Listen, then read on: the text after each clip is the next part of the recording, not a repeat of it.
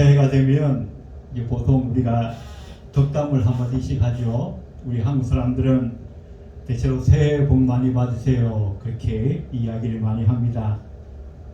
오늘 우리가 첫 예배를 드리면서 저도 오늘 이 말씀을 통해서 여러분에게 덕담을 한마디 드리고자 합니다. 올해 새해는 우리 모두가 다 야베스처럼 하나님 앞에 축복을 받는 그런 저와 여러분이 되었으면 참 좋겠습니다. 이 야베스의 기도에 대해서는 우리가 아주 많이 잘 알려진 그런 말씀으로 알고 있습니다. 한 20년쯤 아마 된 걸로 기억이 나는데 미국에서 브루스 위킨슨이라고 하는 목사님이 책을 쓰셨는데 그 책 이름이 야베스의 기도 그런 제목이었습니다. 이분은 무려 30년 동안이나 이 말씀을 붙들고 기도했습니다. 그래서 엄청난 축복을 받았고 그 축복으로 큰 선교단체를 이루었죠. 그리고 그 내용을 축복받은 내용을 이제 책으로 기록해서 우리 한국에서도 꽤 오래전에 아주 짧은 기간 동안 베스트셀러를 이루었던 그런 기록이 있고요. 또 우리가 예배 시간에도 불렀던 것처럼 여러 가지 버전의 찬양으로 나와서 우리 한국의 성도들에게도 많은 사랑을 받고 있는 그런 말씀 중에 한 구절입니다. 하지만 시사의 역대상 1장부터 9장까지는 우리 성경 독자에게는 굉장히 지루한 부분입니다. 우리가 성경 읽을 때 굉장히 지루한 부분이 두 가지가 있는데, 하나는 레위기서를 읽을 때 구약의 여러 가지 그 제사에 관한 그런 말씀들을 읽을 때 이게 도대체 무슨 뜻인지 잘 이해가 되지 않아서 지루한 부분이 있고, 또 하나는 그 성경에 군데군데 나와 있는 족보를 볼 때에, 이스라엘 백성들의 족보를 기록해 놓은 부분들을 볼 때에 우리는 잘 이해가 되지 않아서 참 지루하다 그렇게 느낄 때가 있죠. 오늘 본문은 바로 그런 내용 중에 한 부분입니다.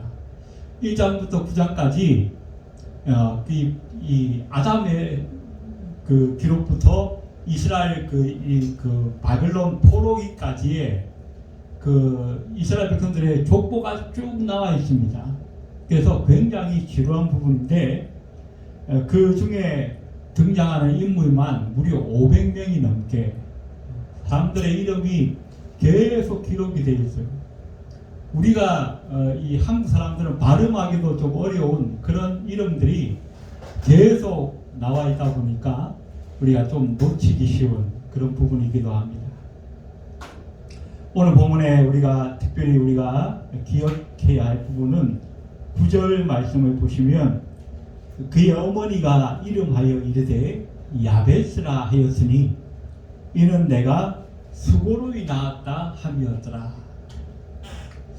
우리 한국 사람도 마찬가지지만 전 세계 모든 부모들은 아이가 잘 되기를 바라고, 그래서 그 아이가 잘 되기를 바라기 때문에 할 수만 있으면 이름도 좀 좋은 이름, 긍정적인 이름 그렇게 지으려고 하지 않겠습니까? 그런데 오늘 본문의 이 야베스의 어머니는 그 아이의 이름을 수고, 고통, 아픔 이런 의미를 가진 야베스라고 지었다는 것입니다. 아마 추정컨대 이 야베스가 태어날 때 아마 유복자로 태어나지 않았을까, 그런 학자들의 추정을 우리는 볼 수 있습니다. 호르머니의 외아들로 태어나서 아마 집도 굉장히 가난했을 것이고, 또 아마 경제사정도 굉장히 좋지 못했던 그런 가정이었던 것 같습니다. 아무리 그렇다고 한들 자식의 이름을 고통아, 슬픔아 그렇게 짓는 부모는 참 없지 않을까 싶습니다. 야베스가 세상에 태어나서 어릴 적에 자라면서 그 친구들이 얼마나 놀렸을까요? 야 고통아, 야 슬픔아, 그렇게 이름이 불려질 때마다 이 야베스 자신이 얼마나 절망했고 또 얼마나 마음이 아팠을까, 그런 생각을 한번 해보게 됩니다. 더군다나 이 이스라엘에서 사람의 이름은 곧 그 사람의 운명을 나타내기도 합니다. 우리가 성경에 보면 이 야곱이라고 하는 이름이 그 주인공이 나오죠. 이 야곱은 발 뒤꿈치를 잡은 자, 그런 의미를 갖고 있습니다. 태어날 때부터 형 에서의 발 뒤꿈치를 잡고 태어납니다. 그리고 평생 살면서 그 에서의 것을 빼앗으려고 무진장 애를 쓰면서 살아왔지 않습니까?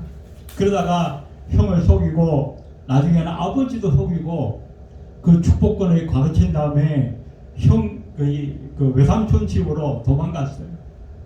그리고 그 외삼촌 라반의 집에서도 그 라반의 것을 몰래 뺏으려고 사기치려고 하다가 오히려 자기가 된통당해서 20년 동안이나 힘들게 일하는 그런 모습들을 우리는 보게 됩니다.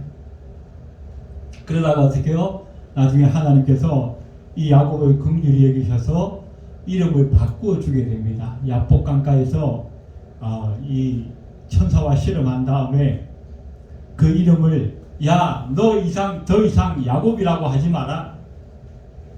이제는 정말 남에게 사기치면서 남의 것을 빼앗으려고 하는 그런 삶을 살지 말라는 거예요. 그러면서 너무나 멋진 이름, 하나님과 겨루어 이겼다라고 하는 그런 이스라엘이라고 하는 이름을 주게 되었고, 그 이름이 지금 어떻게 해요? 하나의 국가의 이름이 되어지는, 한 나라의 이름이 되어지는 엄청난 일들이 일어났죠. 또 우리가 구약에 보면 나오미라고 하는 여인이 나옵니다. 이 나오미에게는 두 아들이 있었는데 이름이 말론과 기련이에요. 말론은 병약하다, 그런 의미를 가지고, 기련은 수척하다, 그런 의미를 가진 이름을 지었어요. 역시 아니나 다를까 이 두 사람은 젊어서 병으로 일찍 운명하게 되는 그런 모습을 우리는 보게 됩니다. 또 이름하면 아주 우리가 생각나는 사람, 솔로몬이라고 하는 사람이죠. 다윗 왕의 아들이었던 이 솔로몬은 그 이름 자체가 평화, 그런 의미를 갖고 있습니다. 그래서 이스라엘 역대 왕 중에서 왕으로 있는 동안에 한 번도 전쟁을 치르지 않은, 그러면서도 전 세계에 그 나라의 이름을 떨치고 강대국으로 인정받았던 최초의 왕이 바로 이 솔로몬 왕이었어요. 그래서 이 이름은 그 사람의 운명을 나타낸다고 볼 수 있습니다. 그런데 오늘 이 야베스의 어머니는 그 아들의 이름을 내가 수고로 낳았다, 내가 고통 중에 낳았다 라고 하면서 그 아들의 이름을 지었다는 것입니다. 그런데 중요한 것은 오늘 9절에 보니까 성경은 뭐라고 말씀하느냐, 야베스는 그 형제보다 존귀한 자라. 존귀한 자라. 이름은 슬픔이요 고통이요 아픔인데 그의 삶은 존귀한 삶이 되었다는 것입니다.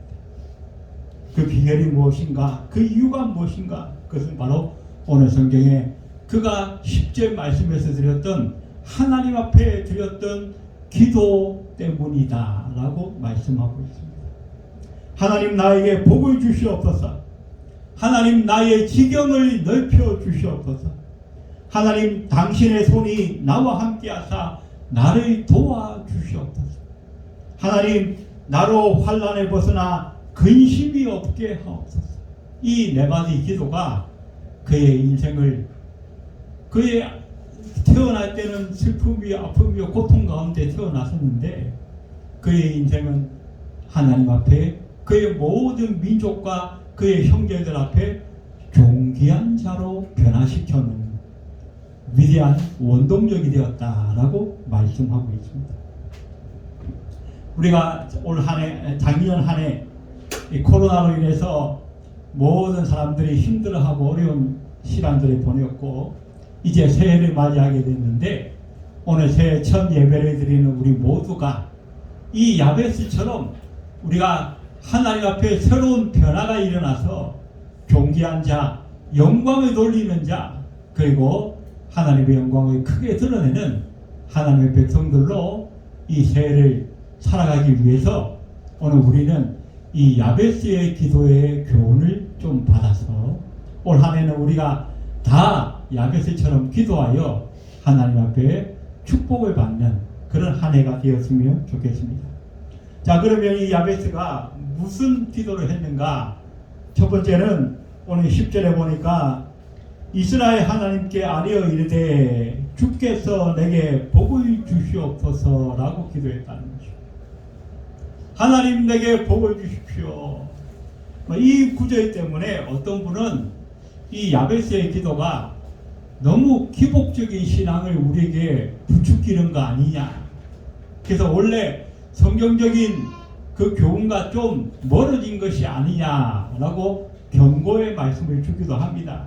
그러나 우리가 성경을 자세히 보면 우리가 재작년에 창세기를 공부할 때 보면 창세기 1장에 나타난 하나님은 어떤 하나님이신가 우리가 살펴보았죠. 그 하나님은 무엇보다도 우리 사람들에게 복을 주시는 하나님이시라는 것입니다. 축복의 하나님, 우리 사람들에게 복 주기를 원하시는 분이 바로 하나님이시라고 성경은 말씀을 주고 있다는 것입니다. 창세기 1장 28절에 보니까 하나님이 그들에게 복을 주시며 라고 말씀하고 있습니다. 우리 하나님이 인간을 지으시고 제일 먼저 하신 일이 인간을 축복하신 일이었습니다. 이 창세기 1장의 축복은 생육하고 번성하여 땅을 정복하라. 그리고 자녀를 많이 낳아서 그 축복을 계승하라 라고 말씀하고 있다는 것입니다. 5장에도 이 아담의 계보가 쭉 나오면서 하나님께서 그들이 창조되던 날에 하나님이 그들에게 복을 주셨다라고 말씀하고 있습니다. 또 창세기 9장에도 우리가 노아 홍수 사건이 일어나죠. 새로운 세대 노아와 그 후손들에게 하나님이 제일 먼저 하신 일은 바로 내가 너희를 축복하노라 라고 말씀하십니다. 그러다가 창세기 10장에 가면 우리가 잘 아는 바벨탑 사건이 나옵니다. 인간이 하나님을 향하여 도전하던 그런 사건이 있자 하나님께서 인간들을 심판하시면서 인간들을 온 지면에 흩으셨다라고 말씀하십니다.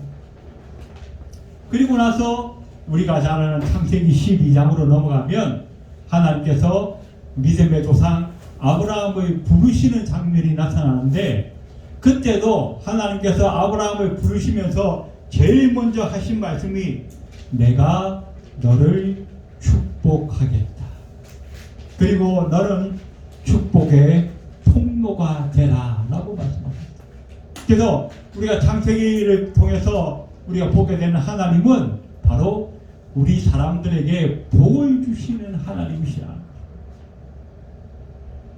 복을 받아서 우리가 개인적인 욕심을 가지고 나 혼자만을 위해서 복 달라 그러고 나 혼자만을 위해서 복을 요구하는 것은 이 잘못된 기복신앙이지만 원래 창세기에 보면 하나님께서 우리 인간을 복 주시는 하나님으로 나타나 있다.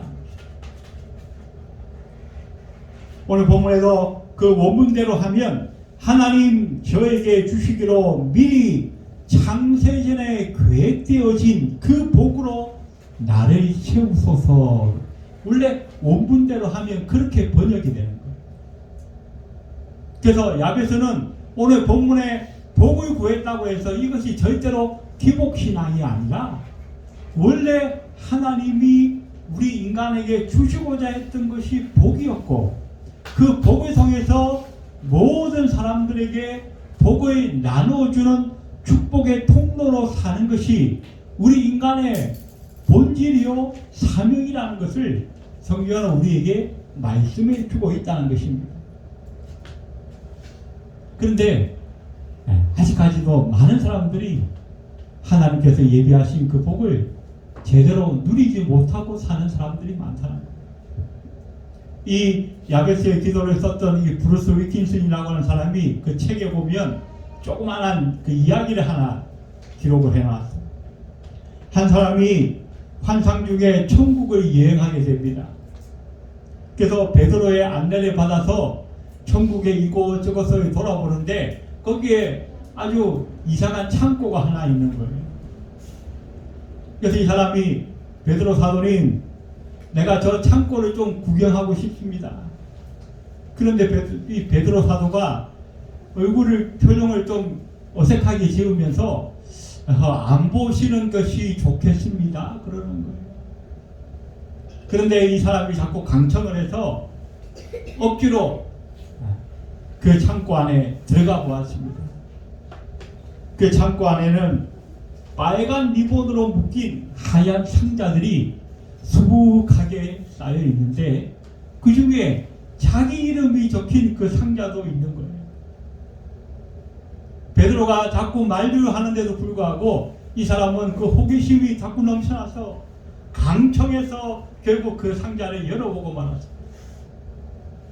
그리고는 그 얼굴빛이 잿빛으로 변하고 한숨과 탄식을 내뱉습니다.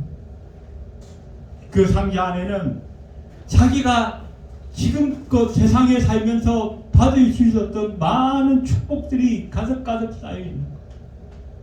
그런데 자기가 기도하지 않음으로 인하여서 자기가 세상에서 받지 못했던 그 축복들이 그 상자 안에 쌓여서 그 천국 창고에서 썩고 있더라는 것입니다. 우리의 모습은 어떠한지 모르겠습니다. 하나님은 우리에게 복된 인생을 예비하신 줄로 우리는 믿지 않습니까? 그런데도 불구하고 천국 창고에 수북하게 축복들을 쌓아놨는데 우리가 기도하지 않음으로 인하여서 그것을 누리지 못하고 살고 있지는 않은지 우리는 한번 돌아볼 필요가 있다는 것입니다. 시편 139편 14절에 보니까 내가 주께 감사하오면 나를 지으심이 신묘막측하심이라 주의 행사가 기이함을 내 영혼이 잘 아나이다 라고 말씀하고 있습니다. 주께서 저와 여러분이 지으셨는데 신묘막측하게 지으셨다는 거예요. 엄청난 축복으로 우리를 예비하고 계신데 우리가 그것을 구하지 아니하여서 기도하지 아니하여서 누리지 못하고 받지 못한다면 우리가 얼마나 안타까운 일인가 하는 것입니다. 주님께서 세상에 계실 때에 우리가 잘 아는 마태복음 7장 7절에 보니까 구하라 그러면 주실 것이라 말씀하셨습니다. 야고보 4장 2절에도 너희가 얻지 못하면 구하지 아니함이라. 그런데 이 야베스는 그 말씀을 잘 아는 사람이었던 모양입니다. 하나님, 내게 예비되어진 창세전부터 예비되어진 그 복으로 나를 채워 주십시오. 주께 기도함으로 말미암아 그의 인생이 존귀한 인생으로 변화되어졌다라고 성경은 말씀해 주고 있다는 것입니다. 오늘 예배하는 저와 여러분의 인생도 우리가 하나님 앞에 열심히 기도함으로 말미암아 이 야베스처럼 축복을 많이 받아서 존귀한 인생으로 변화되는 그런 한 해가 되시기를 주의 이름으로 축원드립니다. 두 번째 기도는 뭔가 오늘 10절에 보니까 나의 지역을 넓히시고 라고 말씀하고 있습니다. 이 지역, 지경, 곧 땅을 말합니다. 내가 경작할 수 있는 땅을 넓혀 주십시오. 그런 의미겠죠. 그러나 오늘날의 의미로 해석한다면 내가 하는 사업이 잘 되기를 원합니다. 또 직장 생활을 하고 있는 분이 계시다면 직장에서 우리가 승진하고 내게 큰 능력을 주셔서 내가 주변 사람들에게 많은 영향력을 행사하는 그런 사람이 되기를 원합니다. 그런 기도라고 우리가 볼 수 있을 것입니다. 왜 우리가 영향력이 커져야 하는가? 영향력이 커져야만 하나님이 내게 주신 축복을 나누어주는 통로의 역할을 할 수 있기 때문이라는 것입니다. 내가 영향력이 커져야만 하나님이 내게 주신 그리스도의 복음도 좀 더 원만하게 잘 증거할 수 있기 때문이라는 것입니다. 여러분, 어떤 사람이 실험을 했는데 이 벼룩이라고 하는 곤충이 있지 않습니까? 이 벼룩은 자기 그 키의 50배에서 100배 높이를 뛸 수 있다는 거예요. 이게 이 벼룩이 원래 길이를 재보면 한 2mm 정도 되는데 100배면 20cm 이상 뛸 수 있다는 겁니다. 그런데 이 벼룩을 잡아다가 유리통 안에 넣어놓고 위에를 이렇게 막아놓으면 뛰다가 벽에 부딪혀서 고통을 느낀다는 거예요. 한참 그렇게 놔두면 나중에는 그 유리벽을 치워버려도 이 벼룩은 10cm 이상 뛰지를 못한다는 거예요. 자기 스스로 그 한계를 느끼게 됩니다. 또 큰 어항에다가, 엄청나게 큰 어항에다가 물고기를 놔두고 그 중간에 가운데 유리벽으로 막는 실험을 했습니다. 그랬더니 큰 물고기들이 이 유리벽 근처까지 왔다가 이게 부딪히니까 더 이상 진전하지 못하고 돌아가는 거예요. 그런 상태로 어느 정도 그 상당 시간에 놔두게 되면 나중에는 그 유리벽을 치워버려도 더 이상 이쪽으로 나아가지 않는다는 거예요. 스스로 자기 한계를 만들어버렸다. 그런데 문제는 우리 사람도 그럴 수 있다. 어려운 환경, 고통스러운 환경 속에 우리가 장시간 이렇게 노출되다 보면 자기도 모르는 사이에 아, 나의 한계는 여기서 끝이구나. 나는 더 이상 나아갈 수 없구나. 사람도 이 벼룩처럼 물고기처럼 자신의 한계를 스스로 만들어버리고 더 이상 그 바운더리를 넘어가려고 하지 않는 그런 습성이 있다는 것입니다. 오늘 우리의 모습은 어떠합니까? 코로나 때문에 한 2년 너무 움츠러들어서 우리도 모르는 사이에 의기소침해지고 우리의 테두리를 스스로 제한해버리고 말진 않았는지 우리가 한번 돌아보았으면 좋겠습니다. 이 필립스 브룩스라고 하는 사람은 이런 얘기를 했습니다. 자기 능력에 맞춰서 일을 구하지 말고 큰 일을 놓고 그 일에 맞추어서 내게 능력을 달라고 구하라. 그런 이야기를 했다는 것입니다. 우리 하나님은 무한하신 분이십니다. 우리에게 엄청난 축복을 예배해 놓으시고 또 그 축복을 누릴 수 있는 능력도 우리에게 주시는 분이시 바로 하나님이시라는 것입니다. 그런데 우리가 우리 스스로 테두리를 만들어 놓고 아, 나는 여기까지밖에 안 돼. 나는 이것밖에 안 되라고 스스로 제한하고 있지는 않은지 우리가 한번 돌아볼 필요가 있을 것입니다. 오래전 바울은 이런 고백을 했습니다. 빌립보 4장 13절에 보니까 내게 능력 주시는 자 안에서 내가 모든 것을 할 수 있다라고 고백했습니다. 오늘 이 고백이 오늘 예배하는 우리의 고백이 되어질 수 있기를 주의 이름으로 축원드립니다. 자, 야베스의 기도 세 번째는 무엇인가? 오늘 10절에 보니까 주의 손으로 나를 도우사라고 말씀하고 있습니다. 우리의 능력은 모두 하나님으로부터 오는 것입니다. 하나님이 우리를 도우시면 잘 되어질 것이고 하나님이 우리를 돕지 않으면 우리가 아무리 길을 쓰고 뭐 특별한 계획을 세운다 할지라도 다 수포로 돌아갈 수밖에 없는 것입니다. 그래서 잠언 16장 9절에 보니까 사람이 마음으로 자기의 길을 계획할지라도 그 걸음을 인도하는 자는 여호와시라고 말씀하고 있습니다. 그래서 우리는 매일매일 하나님, 나의 계획이, 나의 의도가, 나의 생각이 하나님의 도우심으로 이루어질 수 있도록 나와 함께하여 주옵소서. 주의 손이 나를 도와주옵소서. 우리는 기도하며 우리의 삶을 살아가야 한다는 것입니다. 주의 손이 함께할 때 우리는 지치지 않습니다. 주의 손이 함께하면 우리는 그 일이 쉽게 되어지는 것을 느낄 수가 있습니다.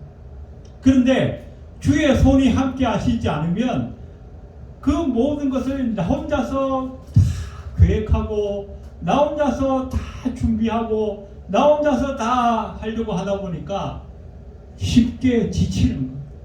힘이 든 거예요. 그래서 우리가 주변의 사람들을 보면 일이 저절로 되어지는 사람들이 있어요.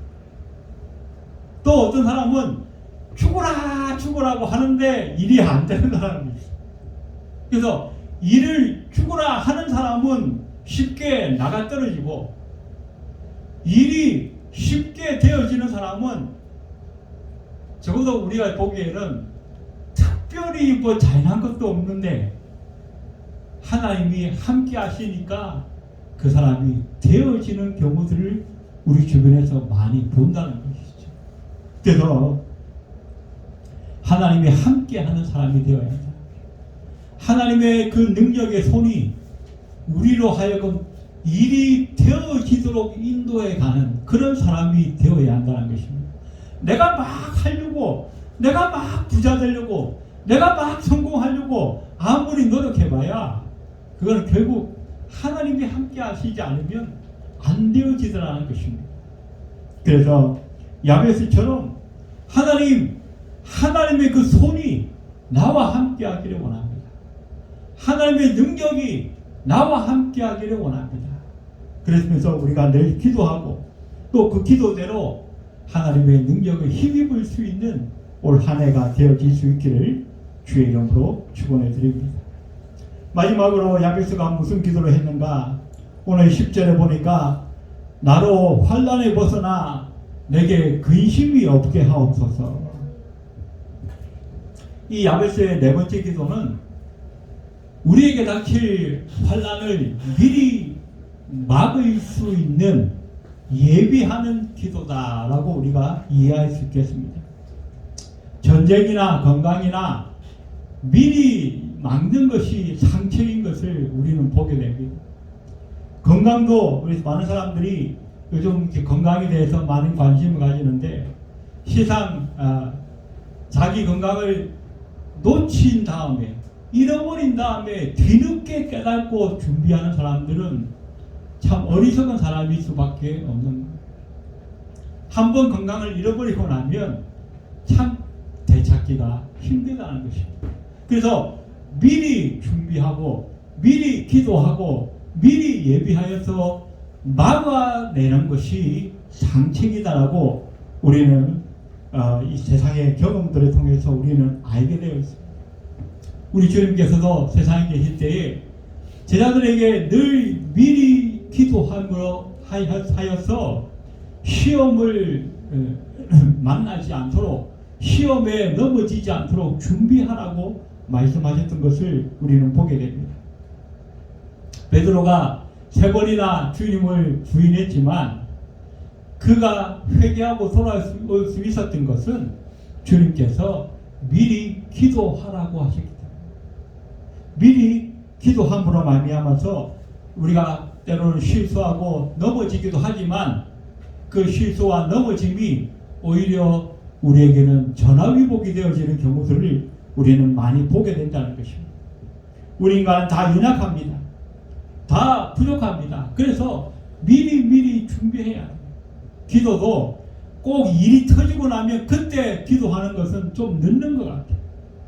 그래서 미리 기도하면서 하나님 내게 올 이 환난을 좀 막아주십시오. 우리가 주기도문을 할 때도 보면 다만 악에서 구하옵소서 우리가 기도하지 않습니까? 그것은 뭐예요? 우리에게 닥쳐올 그 악을 그 환난을 주님께서 좀 미리 막아주십시오. 그런 의미가 있다는 것을 우리가 보게 되어지는 것입니다. 무엇보다도 오늘 야베스가 기도한 것처럼 근심이 없는 삶. 올 한 해는 저와 여러분에게 참으로 근심이 없는 삶이 되어졌으면 좋겠습니다. 젊을 때는 좀 도전적이고 진취적이고 좀 모험의식이고 이렇지만 나이가 들수록 걱정 없는 삶이 상책이구나 그런 생각을 하게 됩니다. 그래서 오늘 이 야베스가 기도한 것처럼 환난에 벗어나 내게 근심이 없게 하옵소서. 우리가 함께 기도하면서 올 한 해도 하나님의 은혜와 사랑 안에서 우리가 야베스처럼 큰 축복을 받고 또 그 축복으로 말미암아 하나님께서 우리에게 예비하신 축복의 통로로서의 삶을 살아갈 수 있는 올 한 해가 다 되어질 수 있는 저와 여러분이 되시기를 간절히 소원합니다. 결론적으로 오늘 10절에 보시면 야베스가 존귀한 자가 될 수 있었던 것은 하나님께서 그 구하는 것을 허락하셨다라고 하는 그 말씀 때문입니다.